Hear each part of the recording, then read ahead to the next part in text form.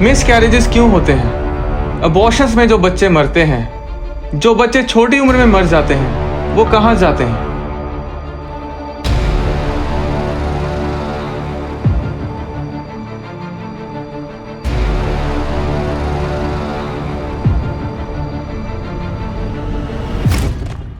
Bible में 1 राजा अध्याय 14 उसकी 12 और 13 आयत में लिखा है, इसलिए तू उठ और अपने घर जा, और नगर के भीतर तेरे पांव पड़ते ही वह बालक मर जाएगा।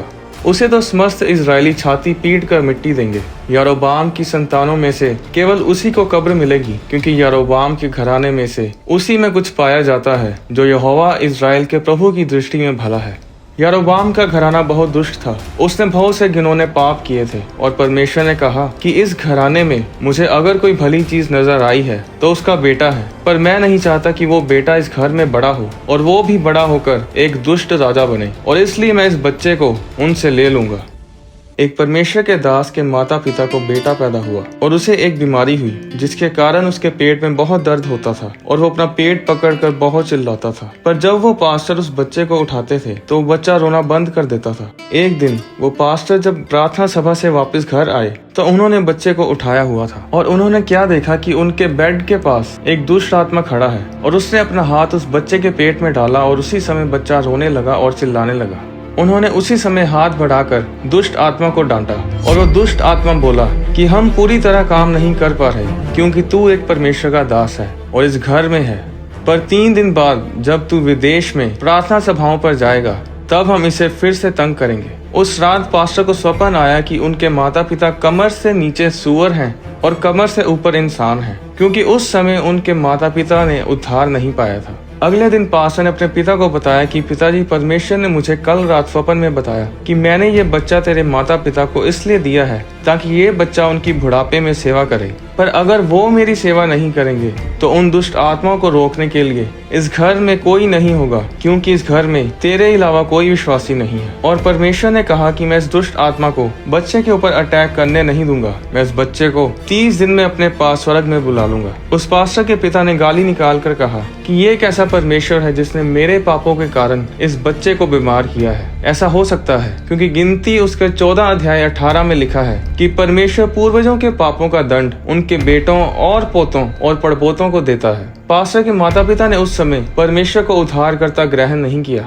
और 30 दिन में वो बच्चा मर गया और स्वर्ग गया। तो क्या कई बार परमेश्वर एक बच्चे को अपने पास इसलिए बुला लेता है ताकि वो बच्चा कभी भी दुष्ट घर में बड़ा होकर नाश ना हो? कुछ चीजें जो हमारे जीवन में होती हैं उसका कोई जवाब नहीं होता, वो सिर्फ परमेश्वर ही जानता है कि वो क्यों होती हैं। एक बार बहुत ही अभिषिक्त परमेश्वर के दास इवेंजलिस्ट ओरल रॉबर्ट्स की बेटी और उसके बच्चे और पति एक हवाई जहाज में कहीं जा रहे थे कि प्लेन क्रैश हो गया और वो सब परमेश्वर के पास चले गए। तब लोगों ने ओरल रॉबर्ट्स से सवाल किए कि ये कैसे हो सकता है कि आप एक परमेश्वर के दास हैं और आपकी बेटी और दामाद मर गए हैं। और उन दिनों में ओरल रॉबर्ट्स ये प्रचार कर रहे थे कि किस तरह अपने परिवार को परमेश्वर की सुरक्षा के बारे में रखा जाए। उस समय शैतान उनके कानों में बोल रहा था कि तूने अपना मजाक बना लिया है, तू दूसरों को ये सिखा रहा था कि कैसे परमेश्वर की सुरक्षा के बारे में अपने परिवार को रखना चाहिए, तेरे परिवार के बारे का क्या बना? तब परमेश्वर ने ओरल रॉबर्ट से कहा कि ओरल, ये मत पूछना कि ऐसा क्यों हुआ, क्योंकि अगर आज तू पूछेगा तो तू सारी उम्र यही पूछता रहेगा कि ये क्यों हुआ, वो क्यों हुआ। परमेश्वर ने उससे कहा कि मैं तुझे सब कुछ बताऊंगा जब तू स्वर्ग में मेरे पास आ जाएगा। बस याद रख कि सब कुछ मेरे हाथ में है। और इस वचन ने ओरल रॉबर्ट्स को शांति दी। क्यों बुरी चीजें अच्छे लोगों के साथ होती हैं? लूका 13 उसकी 4 के अनुसार जब शीलो का गुम्मट गिरा तो 18 लोग मारे गए, क्योंकि कुछ लोगों ने अपना काम सही तरीके से नहीं किया था। लूका 13 उसकी 1 के अनुसार पिलातूस ने एक त्योहार के दौरान गलीलियों को घात किया। कई बार दुष्ट लोग जब सत्ता में आते हैं तो वो दुष्ट काम करते हैं, मासूमों की जानें लेते हैं जिस तरह आइसिस लेता है। लूका 13 उसकी 11 के अनुसार एक स्त्री थी जिसे 18 साल से दुर्बल करने वाली दुष्ट आत्मा लगी थी और वह कुबड़ी हो गई थी।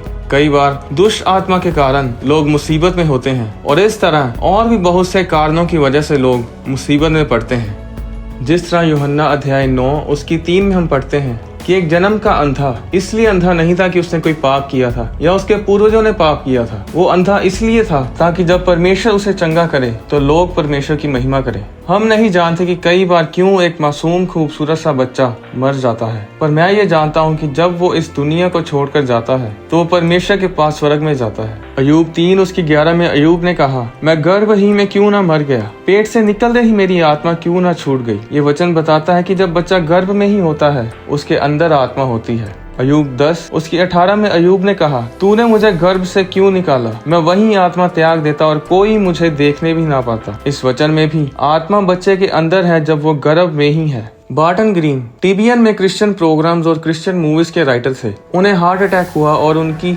आत्मा ने उनके शरीर को छोड़ दिया और वो एक जगह पर पहुंचे जहां पर बहुत धुंध पड़ी थी। उस धुंध में उन्होंने 2 लोगों को देखा जो इशारों से आपस में बात कर रहे थे। जब वो पास गए तो उनमें से एक जन बार्टन के दादाजी थे जिनका नाम G.W. लेन था, जो कि बहुत ही सामर्थी परमेश्वर के दास थे और काफी समय पहले वे परमेश्वर के पास चले गए थे। बार्टन ने बताया कि उसके दादाजी बहुत जवान और सुंदर लग रहे थे।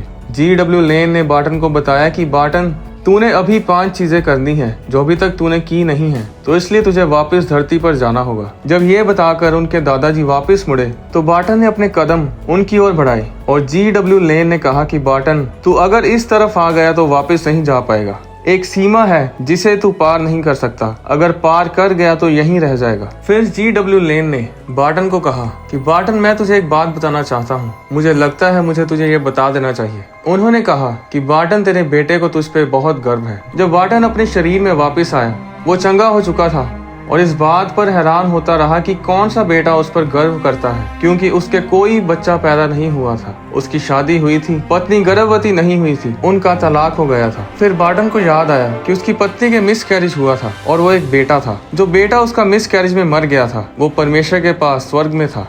क्या आप जानते हैं कि जब बच्चा गर्भ के अंदर धारण होता है उसी समय उसके अंदर आत्मा प्रवेश करती है, इसलिए अबॉर्शन करवाना गलत है। कुछ लोग सोचते हैं कि बच्चे के अंदर आत्मा और सोल तब आती है जब वो 6 महीने का होता है, क्योंकि 6वें महीने में बच्चे की लहू की कोशिकाएं बननी शुरू होती हैं। पर वो लहू की कोशिकाएं शरीर के लिए जीवन है, आत्मा और सोल के लिए नहीं। आत्मा और सोल को लहू की जरूरत नहीं। 1 कुरिन्थियों 15:50 में लिखा है कि मांस और लहू परमेश्वर के राज्य के अधिकारी नहीं हो सकते। लूका 3:15 में लिखा है कि वह पवित्र जो उत्पन्न होने वाला है परमेश्वर का पुत्र कहलाएगा। बाइबल में बहुत बार बच्चे के पैदा होने से पहले ही उसका नाम दे दिया जाता था, लड़का होगा या लड़की बता दिया जाता था। और जब औरत अभी सिर्फ 2 हफ्ते की ही गर्भवती होती है उसे माँ बोल दिया जाता था। मिस कैरेज वाले बच्चे में आत्मा उसी समय दाखिल होती है जब गर्भ धारण होता है। डॉक्टर्स ने बताया कि जब वो टेस्ट ट्यूब बेबी की प्रक्रिया के दौरान पुरुष के स्पर्म को औरत के अंडे के साथ मिलाते हैं तो उन्हें पता होता है कि ये बच्चा बनेगा, क्योंकि जैसे ही वो स्पर्म और अंडा मिलते हैं तो उसी समय एक बिजली की तरह रोशनी चमकती है। ये न्यूज 2016 में अमेरिका के फोक्स न्यूज चैनल और लंदन के टेलीग्राफ न्यूज़पेपर में भी छपी थी। ये रोशनी तब चमकती है जब आत्मा अंडे और स्पर्म में आती है, और जैसे जैसे शरीर बढ़ता है उसी तरह आत्मा और सोल बढ़ते जाते हैं।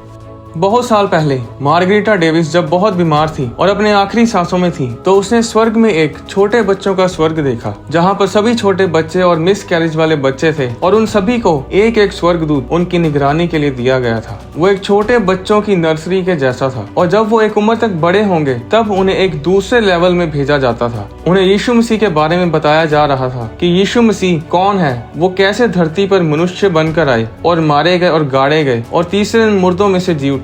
फिर उसने एक और लेवल देखा जहाँ पर थोड़े बड़े बच्चे थे और उन्हें वर्शिप करनी सिखाई जा रही थी, और वहाँ पर परमेश्वर ने छोटे बच्चों को उनके छोटे छोटे घर बनाकर दिए थे। जिस तरह ट्री हाउस होता है उसी तरह के छोटे छोटे घर थे, 15-15, 20-20 फुट की लंबाई और चौड़ाई के घर, और वो बच्चे वहाँ पर उन घरों में रहते हैं। काफी साल पहले एक अभिषिक्त परमेश्वर के दास ने एक दर्शन देखा जिसमें उसने 2 छोटी बच्चियों को देखा। प्रॉफिट ने उनसे पूछा, तुम कौन हो? बड़ी लड़की ने बताया कि मेरा नाम अमेंडा है और छोटी लड़की का नाम रोशेल है और हम आपकी बेटियां हैं। उस समय प्रॉफिट के कोई बच्चा नहीं था। ये दर्शन उन्होंने 2 बार देखा। जब उसकी पत्नी गर्भवती हुई तो उनका मिस कैरेज हो गया। जब वो दोबारा गर्भवती हुई तो उनके घर बेटी पैदा हुई जिसका नाम अमेंडा रखा गया। और फिर सालों बाद एक औरत जिसे इस घटना के बारे में कुछ पता नहीं था, उसने कैलिफोर्निया से एक खत प्रॉफिट को लिखा कि प्रॉफिट, मेरा जवान बेटा मर गया था और मैं बहुत दुखी थी और परमेश्वर ने मुझे अपने बेटे को स्वर्ग में एक दर्शन में दिखाया। मैं वहाँ पर एक छोटी बच्ची को मिली जिसकी उम्र 5-6 साल की थी, जिसके बाल काले रंग के थे। जब मैंने उससे पूछा कि तुम कौन हो, तो उसने कहा कि मैं प्रॉफिट की बेटी हूँ। उस औरत को नहीं पता था कि प्रॉफिट के घर मिस कैरेज हुआ है। ये वही बेटी थी जो मिस कैरेज में मर गई थी। कुछ सालों के बाद उस प्रॉफिट को एक आर्टिस्ट ने एक पेंटिंग गिफ्ट की। जब प्रॉफिट ने उस पेंटिंग को देखा तो लगभग आधे घंटे तक रोते रहे। उस पेंटिंग पर प्रॉफिट की उसी बेटी की तस्वीर बनी थी जिसको प्रॉफिट ने अपने दर्शन में देखा था और जिसका मिस कैरेज हो गया था। वो आर्टिस्ट नहीं जानती थी कि वो उनकी बेटी की तस्वीर बना रही है। प्रॉफिट ने बताया कि पेंटिंग में उनकी बेटी उसी तरह खड़ी है जैसा उन्होंने दर्शन में देखा था, और जो खिलौना उसने गले से लगाया हुआ था वो भी पेंटिंग में उसी तरह उसके गले से लगा था। सबोपदेशक उसकी 12 और 7 में लिखा है कि जब इंसान की मृत्यु होती है तो उसकी आत्मा परमेश्वर के पास वापस चली जाती है। भजन संहिता 139 उसकी 15 में दाऊद ने कहा, जब मैं गुप्त में बनाया जाता और पृथ्वी के नीचे स्थानों में रचा जाता था, तब मेरी हड्डियां तुझसे छिपी ना थी। तेरी आंखों ने मेरे बेडोल तत्व को देखा और मेरे सब अंग जो दिन दिन बनते जाते थे वे रचे जाने से पहले तेरी पुस्तक में लिखे हुए थे। यिर्मयाह अध्याय 1 उसकी 5 में परमेश्वर ने यिर्मयाह से कहा कि गर्भ में रचने से पहले ही मैं तुझे जानता था और तेरे जन्म लेने से पहले ही मैंने तुझे भविष्यद्वक्ता ठहराया। बाइबल में लिखा है कि परमेश्वर आपके पैदा होने से पहले ही आपको जानता है। 1 थिस्सलुनीकियों अध्याय 5 उसकी 23 के अनुसार आप एक आत्मा, प्राण और शरीर हैं, यानी आप एक बॉडी, एक स्पिरिट और एक सोल है। शरीर वो है जो मिट्टी का बना है, जैसा कि उत्पत्ति अध्याय 3 और उसकी 19 में लिखा है कि तू मिट्टी से निकाला गया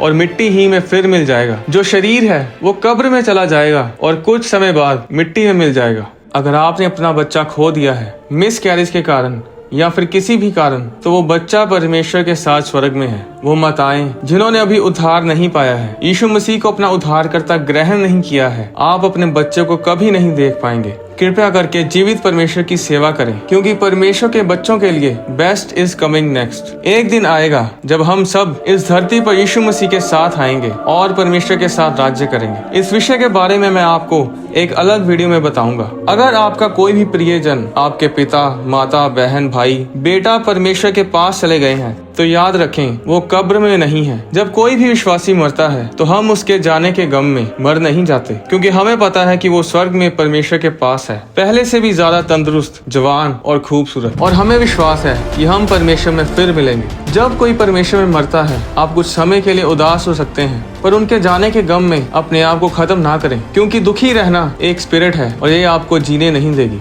यहूदी लोग किसी के जाने पर सिर्फ 7 दिन विलाप करते हैं, उसके बाद वो विलाप नहीं करते। उनका मानना है कि अगर आप जी उठने में विश्वास करते हैं तो आपको मरे हुओं के लिए विलाप नहीं करना चाहिए, क्योंकि अंत के दिन वो सब कब्र से बाहर आएंगे और जी उठेंगे। अगली वीडियो में मैं आपको बताऊंगा कि नरक कहां पर है। क्या वो ऊपर स्वर्ग के सामने है या फिर धरती पर ही कहीं है? क्या स्वर्ग की खिड़कियां और दरवाजे हैं? जिस तरह मलाकी की पुस्तक परमेश्वर ने कहा कि मैं स्वर्ग की खिड़कियों को खोलकर तुम पर आशीष की वर्षा करूंगा। अगले कुछ दिनों में आने वाली वीडियोस को मिस ना करें और इस चैनल को सब्सक्राइब करें और बेल आइकन को दबाएं। परमेश्वर आपको आशीष दे।